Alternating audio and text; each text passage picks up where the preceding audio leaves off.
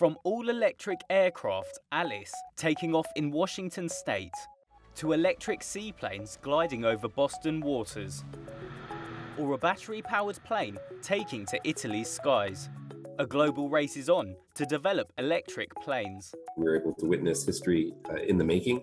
About 200 companies are looking at electric aviation, representing hope for the aviation industry that's lagging behind others when it comes to tackling carbon emissions.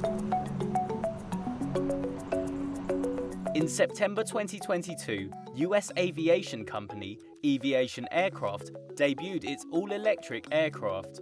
The plane, named Alice, flew for 8 minutes, reaching an altitude of 3,500 feet and peaking at 149 knots, about 170 miles per hour. By being electric, the plane requires some charge on the ground. Aviation President and CEO Gregory Davis. We're targeting a design criteria of 35 minutes for a charge. And so that'll be a charge for the typical route length.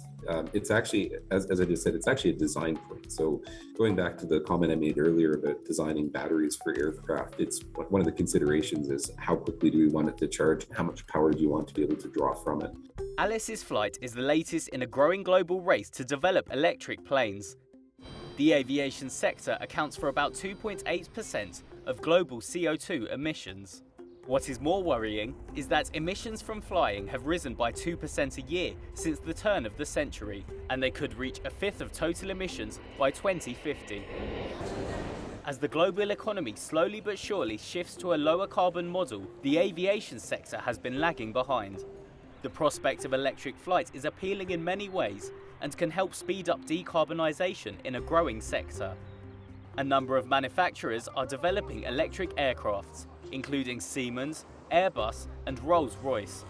United Airlines plans to have electric aircrafts in service by 2026. This all-electric seaplane, for example, aims to bridge the gap between ferries and aircraft, offering high-speed coastal transport with zero emissions. Its developer, Regional Electric Ground Effect Nautical Transport, says sea gliders could offer the aviation industry the first truly sustainable commercial airliner. Billy Thalheimer is CEO and co-founder of Regent. So we've seen very strong customer interest, both from the airline industry and from the ferry industry. We sort of bridge the gap in both. We represent a vehicle that is an order of magnitude faster than ferries, 6 to 10 times faster than ferries, and half the cost of an aircraft. And it beats the door-to-door time on both and completely eliminates emissions. So customers on both air and sea side of the house have been very interested.